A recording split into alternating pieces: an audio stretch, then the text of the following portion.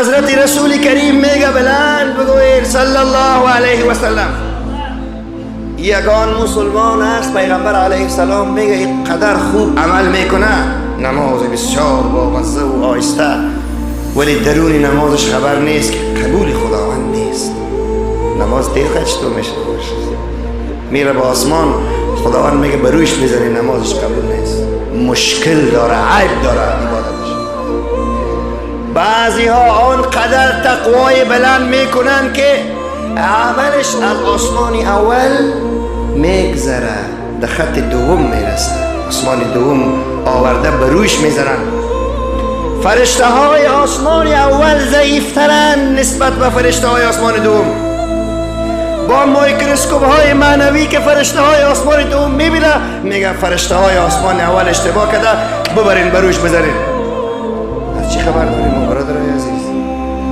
این دو تخمه پشت خوابم نباشه، ولی ناامیدی هم چی هست؟ کفر هست. هیچگاه ناامیدم نشوید. عبدالله بن مسعود داخل مسجد داخل میشه، یک عالم سخنرانی میکنه از غضب خداوند.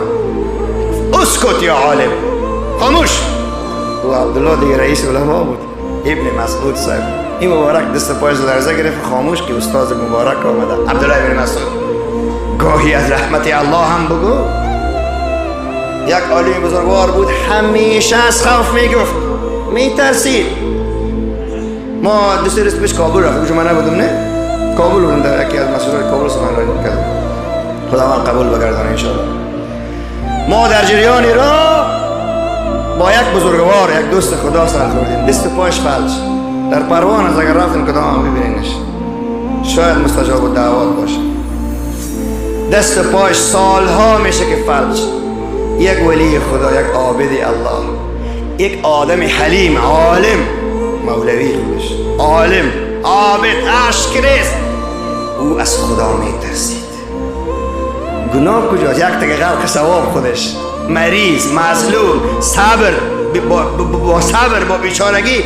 او با گریه برای ما گفت، یک دوست خدا از مدینه شریف برای ما زنگ زد، یادم گفت یک شیخ بزرگوار بخارایی 100 ساله گفت از مدینه برای ما زنگ زد، گفت مولای صاحب السلام علیکم. گفتم و علیکم السلام. گفت دعا کو که یکی ما ایمان ببرم دنیا، یکی در قبر عذاب نشم. ایش به یادتان هست؟ ولی 100 ساله، یک کسی که هزارها عالم مریدش است، هزارها عارف مریدش است، او زنده است، ما در مدینه دیدیم مبارکه. او میگه که ما دعا کنین که